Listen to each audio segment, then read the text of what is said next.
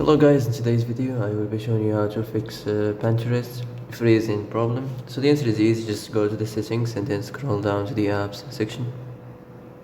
Then go to the search and search Pinterest.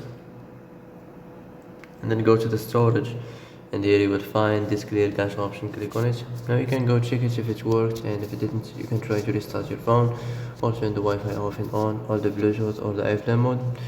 Also you can try to clear data, but be careful. If you clear data, all this application's data will be deleted. This includes all files, the settings, the accounts, the databases, etc. So be careful if you want to clear your data. And that's it for today's video. I hope this is the answer you've been looking for.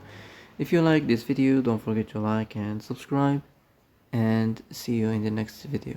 Thanks for watching.